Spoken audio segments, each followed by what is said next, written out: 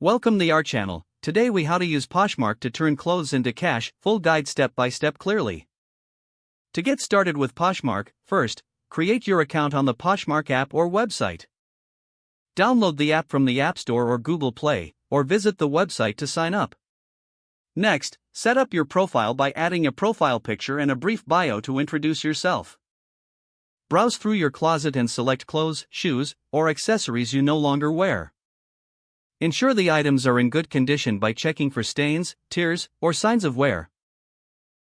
Take clear, well-lit photos of each item from multiple angles, showing any flaws if necessary. Upload the photos to the Poshmark app or website, and start creating your listing. Write a compelling title that accurately describes the item. In the description, include key details such as brand, size, color, and any special features.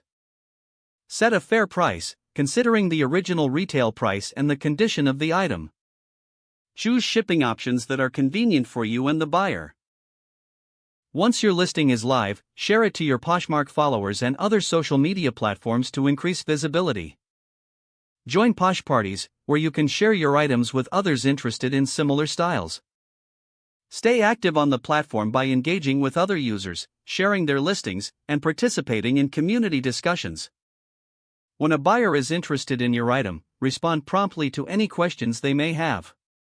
Once your item sells, carefully package it for shipping. Print the prepaid shipping label provided by Poshmark and affix it to your package. Drop off the package at your designated shipping location. After the buyer receives the item, they'll confirm its condition, and the funds will be released to you.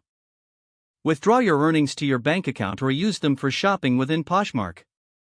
Enjoy the process of clearing out your closet while turning clothes into cash. If the page does not load, refresh the browser or try again in a private or incognito window. Make sure you are using the correct email address, then retype it carefully to avoid small typos. If your password is not accepted, use the reset option and create a new strong password you can remember. Check your spam folder for verification or security emails, then complete any requested confirmation steps.